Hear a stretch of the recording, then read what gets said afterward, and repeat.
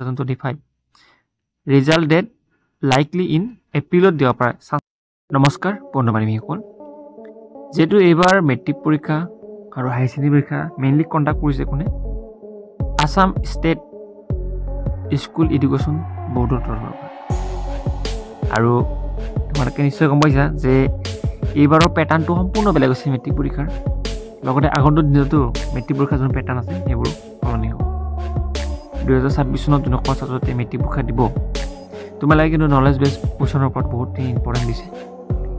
আৰু মেইনলি আমি যদি স্কুল যিটো এডুকেশ্যন বৰ্ড আছে, যাক আমি আসাম ষ্টেট স্কুল এডুকেশ্যন বৰ্ডৰ ৱেবছাইটত যদি ভিজিট কৰোঁ, তেনেহ'লে ৱেবছাইটটো কিন্তু একেবাৰে নতুন।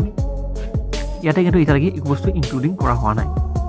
আৰু আমাক ইতিমধ্যে ৰিজাল্টৰ ওপৰত কথা আহি পৰিছে, কেতিয়া মানে ৰিজাল্ট দিব পাৰে।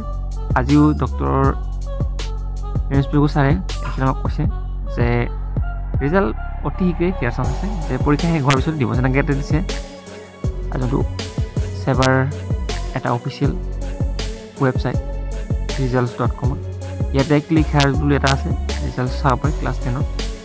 ইয়াতে যদি আপডেট যাওঁ তেনেহ'লে ইয়াতে ধুনীয়াকৈ দি আছে SEBA SSLC result 2025 result date likely in এপ্ৰিলত দিব পাৰে চান্স এটা আছে। এটা কোৱা নাই যে ডাইৰেক্ট এপ্ৰিলতে দিব, এপ্ৰিলত দিয়াৰ এটা চান্স এটা আছে।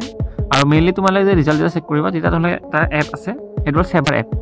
ছেবাৰ অফিচিয়েল এপ এটা আছে, সেই এপটো তোমালোকে ডাউনলোড কৰি ৰাখি থ'ব পাৰা।